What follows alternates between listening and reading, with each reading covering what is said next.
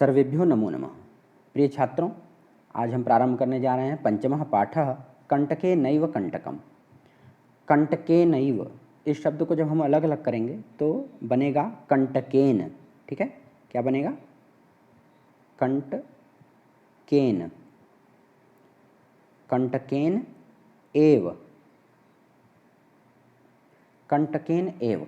तो कंटकेन का शब्द का अर्थ होगा कंटक से या कंटक द्वारा।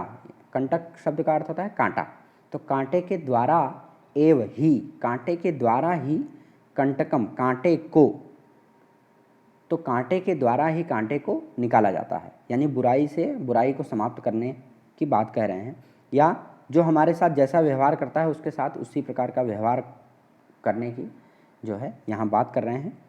तो कांटे के द्वारा, जब हमारे पैरों में कांटा चुभ जाए तो हम उसे कांटे के द्वारा ही निकाल सकते हैं। चलिए हम लोग पाठ प्रारंभ करते हैं। आसीत कश्चित चंचलो नाम व्याधः।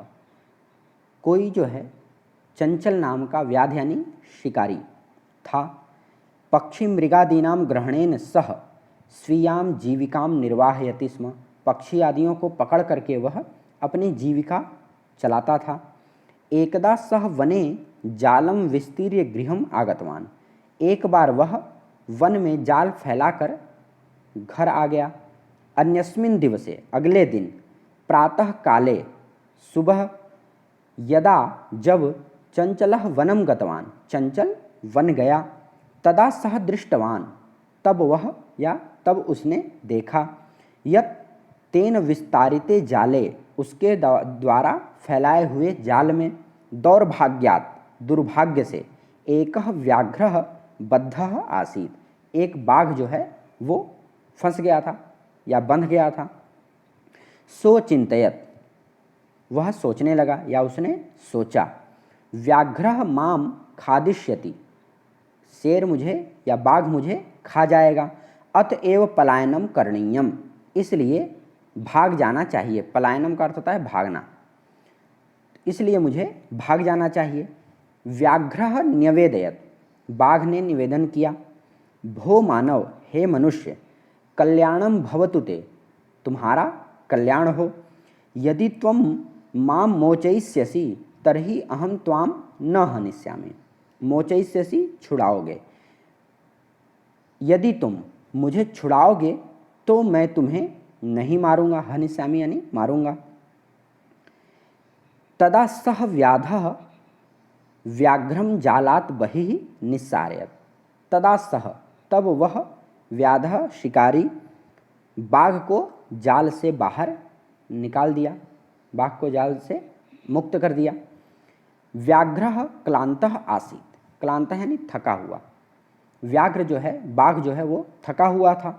सो अवदत, इसलिए उसने कहा, भो मानव, हे मनुष्य, पिपासुः अहम, मैं प्यासा हूँ। नद्याः जलमानीय मम पिपासाम शमय, नदी से जल ला करके मेरी पिपासा को, मेरी प्यास को शांत करो। व्याघ्रः जलम पीत्वा पुनः व्याधम अवदत्, बाघ जो है पानी पी करके फिर से शिकारी से बोला, शमय में पिपासा, कि मेरी प्यास जो है वो शांत हो गई। सांप्रतम बुभुक्षितोस्मि, लेकिन अब मुझे भूख लगी है, मैं भूखा हूँ। इदानीम अहम त्वाम खादिष्यामि, अब मैं तुम्हें खाऊंगा। चंचलः उक्तवान, चंचल ने कहा, अहम त्वत्कृते धर्मम आचरितवान, मैंने तुम्हारे लिए धर्म का आचरण किया। त्वया मिथ्या भणितम, लेकिन तुम्हारे द्वारा झूठ बोला गया, यानी तुमने झूठ बोला। त्वम माम खादितुम इच्छसि, तुम मुझे खाना चाहते हो। ये उसी का सरलार्थ है, आप देख सकते हैं इसको भी। व्याघ्रः अवदत्, शेर ने या बाघ ने कहा, अरे मूर्ख, कि हे मूर्ख, क्षुधार्ताय किमपि अकार्यम न भवति, भूखे व्यक्ति के लिए कुछ भी बुरा नहीं होता है। सर्वः स्वार्थम समीहते, सब अपने अपने स्वार्थ के बारे में ही सोचते हैं, सब अपने स्वार्थ की सिद्धि करना चाहते हैं, पूर्ति करना चाहते हैं। चंचलः नदीम अपृच्छत, तो चंचल जो है नदी जलम अपृच्छत, चंचल ने नदी के जल से पूछा। नदी जलम अवदत्, नदी के जल ने कहा, एवमेव भवति, ऐसा ही होता है। जनाः मयि स्नानं कुर्वन्ति, लोग मुझ में स्नान करते हैं। वस्त्राणि प्रक्षालयन्ति, कपड़े धोते हैं। तथा च मलमूत्रादिकं विसृज्य निवर्तन्ते, और मलमूत्र आदि भी विसर्जित करके निवृत्त होते हैं। वस्तुतः सर्वः स्वार्थम समीहते, वास्तव में सब लोग अपने अपने स्वार्थ की सिद्धि करते हैं या सिद्धि करना चाहते हैं। चंचलः वृक्षम उपगम्य अपृच्छत, तो चंचल ने फिर वृक्ष के पास जाकर के उससे पूछा। वृक्षः अवदत्, वृक्ष ने कहा, मानवाः अस्माकं छायायां विरमन्ति, कि मनुष्य हमारी छाया में विश्राम करते हैं। अस्माकं फलानि खादन्ति, हमारे फलों को खाते हैं। पुनः कुठारैः प्रहृत्य, फिर कुल्हाड़ी लेकर के, अस्मभ्यं सर्वदा कष्टं ददति, हमें हमेशा ही कष्ट देते हैं, दुख देते हैं। यत्र कुत्रापि छेदनं कुर्वन्ति, जहाँ कहीं से भी काट देते हैं। सर्वः स्वार्थम समीहते, सब अपने अपने स्वार्थ की सिद्धि करते हैं, यानी सब स्वार्थ की पूर्ति करना चाहते हैं। समीपे एका लोमशिका बदरी गुल्मानां पृष्ठे नीलिना एतां वार्तां शृणोति स्म। समीपे एका लोमशिका, पास में ही एक लोमड़ी, बदरी गुल्मा नाम पृष्ठे, बैर की झाड़ियों के पीछे, नीलिना छुप करके, एताम वार्ताम शृणोति स्म, ये सब बातें सुन रही थी। सा सहसा चंचलम उपसृत्य कथयति, वो अचानक से चंचल के पास में आकर के कहती है, का वार्ता, क्या बात है। माम अपि विज्ञापय, मुझे भी बताओ। सह अवदत्, वह बोला, अहह मातृस्वसः, अरे मौसी, अवसरे त्वं समागतवती, बहुत ही सही समय पर तुम आई हो। मया अस्य व्याघ्रस्य प्राणाः रक्षिताः, मेरे द्वारा इस बाघ के प्राणों की रक्षा की गई है, यानी मैंने इस बाघ के प्राण की रक्षा की है। परम एषः मामेव खादितुम् इच्छति, लेकिन यह मुझे ही खाना चाहता है। तदनंतरम सह लोमशिकायै निखिलाम कथाम न्यवेदयत्, तो उसके बाद जो है वह लोमड़ी से सारी की सारी, निखिलाम मतलब पूरी कहानी जो है वो कह देता है या सुनाता है। ठीक है। लोमशिका चंचलम अकथयत, तो लोमशिका ने यानी लोमड़ी ने चंचल से कहा, बाढ़म, अच्छा, त्वं जालम प्रसारय, चलो तुम जाल फैलाओ। पुनः सा व्याघ्रम अवदत्, फिर उसने बाघ से कहा, केन प्रकारेण त्वं एतस्मिन् जाले बद्धः इति अहम प्रत्यक्षम द्रष्टुमिच्छामि, तो फिर उसने बाघ से कहा कि किस प्रकार से तुम इस जाल में फंस गए थे, मैं प्रत्यक्ष देखना चाहती हूँ, यानी अपनी आँखों से देखना चाहती हूँ। व्याघ्रः तद वृत्तांतम प्रदर्शयितुम तस्मिन् जाले प्राविशत, तो बाघ जो है वो पूरी कहानी समझाने के लिए या दिखाने के लिए उस जाल में प्रवेश कर जाता है। लोमशिका पुनः अकथयत, लोमड़ी ने फिर कहा, संप्रति पुनः पुनः कूर्दनम कृत्वा दर्शय, तो लोमड़ी कहती है कि अब जो है फिर बार बार कूद करके दिखाओ। सह तथैव समाचरत, उसने वैसा ही किया, यानी बार बार कूदने लगा। अनारतम कूर्दनेन सह श्रान्तः अभवत, अनारतम, अनारतम शब्द का अर्थ होता है लगातार, तो लगातार कूदने के कारण वह श्रान्तः यानी थका हुआ, थक गया। ठीक है, श्रान्तः अभवत, थक गया। जाले बद्धः सह व्याघ्रः क्लान्तः सन् निस्सहायो भूत्वा तत्र अपतत, तो जाले बद्धः, जाल में बधा हुआ वह बाघ, क्लान्तः सन्, थका हुआ, निस्सहायो भूत्वा, निस्सहाय होके यानी असहाय होकर के, तत्र अपतत, वहीं पर गिर गया। प्राण भिक्षामिव च अयाचत, और प्राणों की भिक्षा मांगने लगा। लोमशिका व्याघ्रम अवदत्, तो फिर लोमड़ी ने बाघ से कहा, सत्यम त्वया भणितम, कि तुमने ठीक ही कहा था। सर्वः स्वार्थम समीहते, सब अपने अपने स्वार्थ की सिद्धि में लगे रहते हैं, सब अपने स्वार्थ की पूर्ति में लगे रहते हैं, उसको पूरा करना चाहते हैं। तो ये सरलार्थ भी है। तो ये पाठ में हम लोगों ने अभी वही पढ़ा कि कंटके नैव कंटकम, बाघ ने उसके साथ बेईमानी की, फिर इन लोगों ने मिल करके उसके साथ बेईमानी की। तो कांटे से कांटे को निकालने की जो प्रक्रिया है, यानी कि सठे साठ्यम समाचरित, जो जैसा है उसके साथ में उसी प्रकार का व्यवहार करना। तो ये बात जो हमको इस पाठ से सिखाई गई, बताई गई। चलिए अब हम लोग अभ्यास की तरफ बढ़ते हैं, प्रश्नोत्तर आदि करेंगे। प्रश्न 1 है, एक पदेन उत्तरम लिखत, व्याधस्य नाम किम आसीत्। शिकारी का, देखो दोनों चीज़ बड़े ध्यान से आप लोग समझिएगा, व्याध और व्याघ्र। व्याध मतलब शिकारी और व्याघ्र मतलब बाघ, शेर। व्याधस्य नाम किम आसीत्, शिकारी का नाम क्या था, तो चंचलः। चंचलः व्याघ्रम कुत्र दृष्टवान, चंचल ने बाघ को कहाँ देखा, तो जाले, जाल में देखा था। कस्मै किमपि अकार्यम न भवति, किसके लिए कुछ भी काम बुरा नहीं होता है, तो क्षुधार्ताय, भूखे व्यक्ति के लिए। बदरी गुल्मानां पृष्ठे का निलीना आसीत्, बैर की झाड़ियों के पीछे कौन छुपा हुआ था, लोमशिका, लोमड़ी। सर्वः किम समीहते, सभी लोग किसकी सिद्धि करना चाहते हैं, किसको पूरा करना चाहते हैं, तो स्वार्थम, स्वार्थ को। निस्सहायो व्याधः किम अयाचत। अब देखिए यहाँ पर पुस्तक में व्याध लिखा हुआ है, लेकिन होगा वास्तव में व्याघ्रः, ठीक है। निस्सहायो व्याघ्रः किम अयाचत, निस्सहाय बाघ जो है वो क्या मांगने लगा, तो प्राण भिक्षाम, प्राणों की भिक्षा मांगने लगा। तो आप लोग इसको पुस्तक में भी सही कर लीजिएगा, व्याघ्र जो है सही है, ठीक है, व्याध गलत है। प्रश्न दूसरा है, पूर्ण वाक्येन उत्तरत, चंचले वने किम कृतम, चंचल ने वन में क्या किया, तो चंचलेन वने जालम विस्तारितम, चंचल के द्वारा वन में जाल फैलाया गया था। व्याघ्रस्य पिपासा कथम शांता अभवत, बाघ की प्यास जो है किस प्रकार से शांत हुई, कैसे शांत हुई, तो व्याधेन आनीतेन नद्याः जलम पीत्वा व्याघ्रस्य पिपासा शांता अभवत। तो बाघ के द्वारा, शिकारी के द्वारा लाए हुए नदी के जल को पी करके बाघ की पिपासा जो है, प्यास जो है वो शांत हुई। जलम पीत्वा व्याघ्र किम अवदत्, जल पी करके बाघ क्या बोला, जलम पीत्वा व्याघ्र अवदत् यत् शांता में पिपासा सांप्रतम बुभुक्षितोस्मि इदानीम अहम त्वाम खादिष्यामि, कि अब मेरी प्यास शांत हो गई है, अब मुझे भूख लगी और अब मैं तुम्हें खाऊंगा।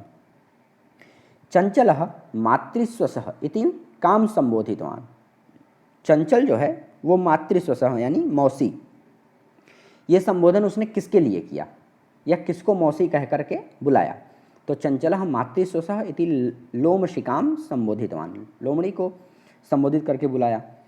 जाले पुनः बद्धम व्याघ्रम दृष्ट्वा व्याधः किम अकरोत्, जाल में फिर से बधे हुए बाघ को देख करके शिकारी ने क्या किया, तो जाले पुनः बद्धम व्याघ्रम दृष्ट्वा व्याधः प्रसन्नो भूत्वा गृहं प्रत्यावर्तत, जाल में फंसे हुए बाघ को पुनः फिर से देख करके शिकारी जो है बड़े ही प्रसन्न होकर के अपने घर चला गया। प्रश्न 3 है, अधोलिखितानि वाक्यानि कः काम प्रति कथयति, तो ये जो वाक्य दिए हैं, ये आपकी पुस्तक में ये वाले वाक्य दिए हुए हैं, तो ये किसने कहा था और किसके लिए कहा था, ये हमें बताना है। कह कथयति, कह मतलब किसने या कौन, कौन कहता है, कम किसको कहता है, ठीक है। जैसे उदाहरण के रूप में एक दिया हुआ है वाक्य, इदानीम अहम त्वाम खादिष्यामि, अब मैं तुमको खाऊंगा, ये किसने कहा था, तो व्याघ्र, बाघ ने कहा था शिकारी से। कल्याणम भवतु ते, ये भी बाघ ने कहा था शिकारी से। व्याघ्र व्याधम, ठीक है। जनाः मयि स्नानम कुर्वन्ति, लोग मुझ में स्नान करते हैं, ये नदी के जल ने कहा था शिकारी से। अहम त्वत्कृते धर्मम आचरितवान त्वया मिथ्या भणितम, अब ये शिकारी ने कहा था बाघ से। यत्र कुत्रापि छेदनम कुर्वन्ति, ये वृक्ष ने कहा था शिकारी से। संप्रति पुनः पुनः कूर्दनम कृत्वा दर्शय, ये लोमड़ी ने कहा था बाघ से यानी शेर से, कि फिर से कूद कूद करके दिखाओ। प्रश्न 4 है, रेखांकित पदमाधृत्य प्रश्न निर्माणम, ठीक है। तो वही है कि जो रेखांकित शब्द है उसके स्थान पर हमको प्रश्नवाचक शब्द का प्रयोग करना है। तो ये आप देख रहे हैं लिखा हुआ है, तो इसको देख करके आप जो है प्रश्नवाचक शब्दों का, वाक्यों का निर्माण करेंगे। प्रश्न 5वां है मंजूषातः पदानि चित्वा कथाम पूरयत। तो एक कथा दी हुई है आपके पुस्तक में और ये बॉक्स में जो है कुछ शब्द दिए हुए हैं, तो इसमें से हमें शब्द चुन करके उस कहानी को पूरा करना है। तो एक बार हम लोग कहानी समझ लेते हैं, ये आप देख करके इसको लिख सकते हैं। एकस्मिन् वने एकः वृद्धः व्याघ्रः आसीत्। एक वन में एक बूढ़ा बाघ रहता था। सः एकदा व्याधेन विस्तारिते जाले बद्धः अभवत्। वह एक बार व्याधेन विस्तारिते जाले, शिकारी के द्वारा फैलाए हुए जाल में फंस गया। सह बहुप्रयासं कृतवान् किंतु जालात् मुक्तः नाभवत्। उसने बहुत प्रयास किया लेकिन जाल से वह छूट नहीं पाया। अकस्मात् तत्र एकः मूषकः समागच्छत्। अकस्मात, अचानक से वहाँ एक चूहा आ गया। बद्धम व्याघ्रम दृष्ट्वा सह तम अवदत्। बधे हुए बाघ को देख करके उसने सह तम अवदत्, वह यानी वह चूहा जो है उससे, शेर से या बाघ से बोला, अहो भवान जाले बद्धः। अरे आप जाल में फंसे हुए हैं। अहम त्वाम मोचयितुम इच्छामि। मैं तुम्हें छुड़ाना चाहता हूँ। तच्छ्रुत्वा व्याघ्रः साट्टहासम अवदत्। तो वह सुन करके बाघ जो है, साट्टहासम का मतलब होता है अट्टहास करना, मतलब जोर से हंसना, हंस करके अवदत् यानी बोला, अरे तुम क्षुद्र जीव मम सहाय्यम करिष्यसि। अरे तुम क्षुद्र जीव जो है, क्षुद्र मतलब छोटा, तुम छोटे से जीव जो है मेरी सहायता करोगे। यदि त्वं माम मोचयिष्यसि तर्हि अहम त्वाम न हनिष्यामि। अगर तुम मुझे छुड़ा दोगे तो मैं तुम्हें नहीं मारूंगा। मूषकः स्वकीयैः लघुदन्तैः तज्जालस्य कर्तनं कृत्वा तम व्याघ्रम बहिः कृतवान्।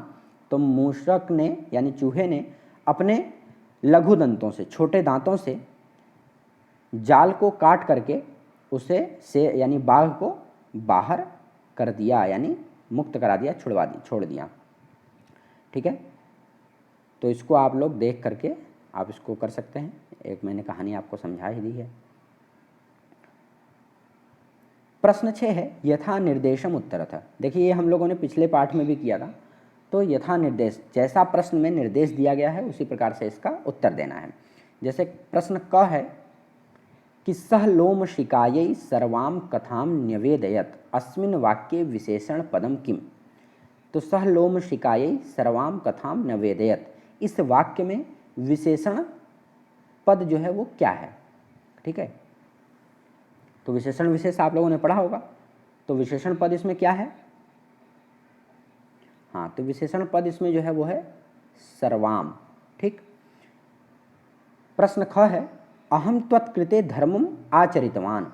अत्र अहम इति सर्वनाम पदम कस्मै प्रयुक्तम। तो इस वाक्य में जो ये अहम शब्द दिया हुआ है ये किसके लिए प्रयोग किया गया है, ये प्रश्न है। तो अहम त्वत्कृते धर्मम आचरितवान, ये किसके लिए अहम शब्द का प्रयोग है? तो उस शिकारी के लिए, व्याध के लिए, चंचल। ठीक है, चंचल ने कहा था कि मैंने तुम्हारे लिए धर्म का आचरण किया, तो अहम शब्द जो है वो चंचल के लिए ही प्रयोग हुआ है। ग देखिए, सर्वः स्वार्थम समीहते अस्मिन् वाक्ये कर्तृपदम किम। ठीक है, अब इसमें कर्ता कौन है? तो कर्ता है सर्वः। ठीक, सा सहसा चंचलमुपसृत्य कथयति। वाक्यात् एकम अव्यय पदम चित्वा लिखा था। अब ये जो वाक्य है कि सा सहसा चंचलम उपसृत्य कथयति, इसमें से एक जो है अव्यय पद चुन करके लिखना है। तो इसमें सहसा जो है एक अव्यय पद है। ठीक है, सहसा मतलब अचानक से। प्रश्न 5वां है का वार्ता माम अपि विज्ञापय। अस्मिन् वाक्ये क्रियापदम किम। क्रियापदस्य पद परिचयम लिखा था। ठीक है, तो इसमें जो है क्रियापद क्या है? विज्ञापय, ये है क्रियापद। अब इसका पद परिचय क्या होता है? पद परिचय का अर्थ होता है इसका धातु क्या है, लकार कौन सा है, किस वचन में है, किस पुरुष में है, ये सारी चीज़ें बताना। तो आप यहाँ पर देख सकते हैं, ये मैंने लिखा हुआ है कि वी जो है इसमें, जैसे विज्ञापय है तो वी इसमें उपसर्ग है, ज्ञा धातु है, लोट लकार में प्रयोग हुआ है, मध्यम पुरुष के एक वचन में प्रयोग हुआ है, और विज्ञापय ये शब्द बना है। ठीक है, तो आप इसको उत्तर इस प्रकार से देख करके इसको लिख सकते हैं। प्रश्न 7वां है, उदाहरणानुसारम रिक्त स्थानानि पूरयत। तो ये रूप दिया हुआ है आपके जहाँ जहाँ पर ये मैंने अंडरलाइन देखी, आप देख सकते हैं कि अंडरलाइन है जो वाक्य, ये आपको देख करके लिखना है। ठीक है, तो आप इसको देख करके लिख लीजिएगा। इसमें एक चीज़ जो है वो मैं आपको बता दूंगा कि पुस्तक में कुछ गलतियां हैं। तो जैसे कि पुस्तके षष्ठी वचने स्वसणाम इति रूपम अशुद्धम लिखितम। अब देखिए, षष्ठी विभक्ति में जो ये बहुवचन में स्वश्रीणाम लिखा है मैंने, वो वहाँ आपके बुक में स्वसणाम लिखा हुआ है, तो वो गलत है, उसको आप सुधार लीजिएगा। ठीक है, स्वश्रीणाम इति शुद्धम रूपम भविष्यति। स्वश्रीणाम जो ये लिखा हुआ है ये सही है, तो आप इसको देख करके सही कर लीजिएगा। और भी अगर होगा कहीं, तो अगर मुझसे छूट गया है तो आप उसको देख करके, ये जो मैंने अभी लिखा हुआ है ये सही है, तो आप इसको देख करके उसको लिख लीजिएगा। अब जो है उसी प्रश्न का आ है, धातु प्रत्ययम, प्रत्ययम देखिए 2 बार हो गया, तो ठीक है इसको एक काट दीजिएगा। धातु प्रत्ययम च लिखत। अब ये पद आपके पुस्तक में दिए हुए हैं, इनका धातु और प्रत्यय जो है लिखना है। ठीक, जैसे गंतुम का गम धातु है, तुमुन प्रत्यय है। द्रष्टुम का दृश्य धातु है, तुमुन प्रत्यय है। इसी प्रकार से क्री का, करणीय का बनेगा क्री धातु, अनियर प्रत्यय। पातुम पिब धातु, तुमुन प्रत्यय, या फिर पा धातु तुमुन प्रत्यय। दोनों, पातुम को आप दोनों लिख सकते हैं, दोनों में से मतलब कोई दोनों में से कोई एक लिखेंगे तो भी सही है, या दोनों लिख देंगे तो भी सही है। पिब धातु भी होता है और पा धातु भी होता है, और तुमुन प्रत्यय दोनों में होगा। खादितुम, खाद धातु है, तुमुन प्रत्यय है। कृत्वा, क्री धातु, त्वा प्रत्यय है। तो एक चीज़ ये है कि अगर आपको धातु या प्रत्यय पढ़ना, तो अगर आप लोग अपनी पुस्तकों से पढ़ सकते हैं या कहीं किसी दूसरी पुस्तक से पढ़ सकते हैं तो बहुत अच्छा है, नहीं तो फिर किसी दिन हम लोग धातु, प्रत्यय और कारक, फिर जो है संधि, इनकी एक एक कक्षा जो है लेंगे, और एक एक कक्षा में फिर हम उसको अच्छी प्रकार से पढ़ेंगे। तो अभी तो फ़िलहाल जो हम लोगों को, आप अपने कोर्स कंप्लीट करने के लिए इसको आप देख करके कर सकते हैं। चलिए आज की कक्षा यहीं समाप्त करते हैं, धन्यवाद।